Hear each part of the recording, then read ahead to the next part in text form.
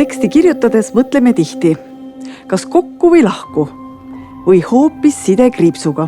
Jah, selles on küsimus. Kõige lühem ja selgem vastus küsimusele, kas kirjutada kokku või lahku on. Eesti keeles kirjutatakse sõnad üksteisest lahku. Kokkukirjutamisel tuleb arvestada reegleid.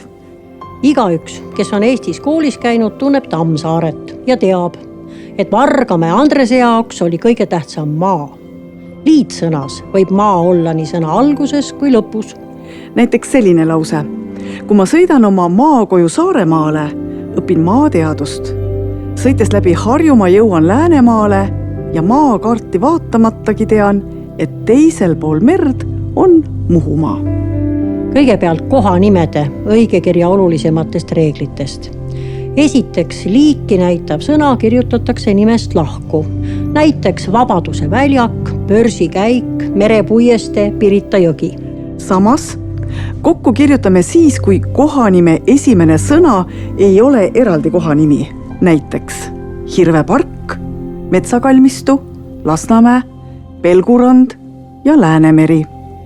Tuleb meelde jätta, et täpsustava täiendosaga kohanimed kirjutatakse kokku sidekriipsuga. Näiteks Kirde Eesti, Järva Madise, Väike Õismäe ja Suurkarja tänav. Aga nüüd teeme siis kannapöörde ja meenutame, mida peab teadma nimisõnade ja tegusõnade kokkukirjutamisest. Kõige sagedamini läheb vaja nimisõna kokkukirjutamise reegleid. Kokku kirjutatakse, kui esimene sõna on lühenenud, näiteks inimkett. Või esimese sõna lõpus on S, näiteks rahvustunne. Loodetavasti vajab meenutamist vaid nimisõnaga kokkukirjutamise põhireegel. Kokku kirjutatakse, kui esimene sõna näitab liiki, laadi, sorti. Näiteks otsesaade, loovisiksus, maailmakaart.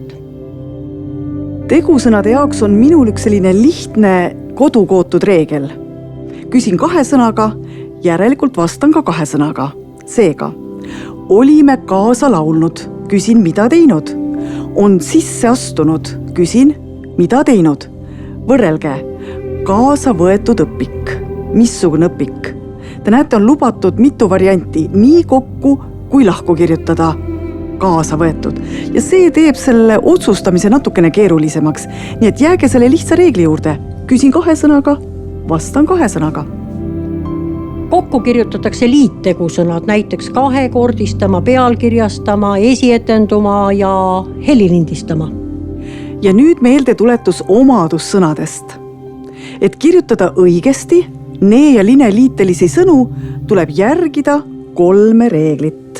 Nee ja line omadussõna kirjutatakse eelnevaga kokku. Sajandite pikkune, suurejooneline, eestikeelne, 30-aastane.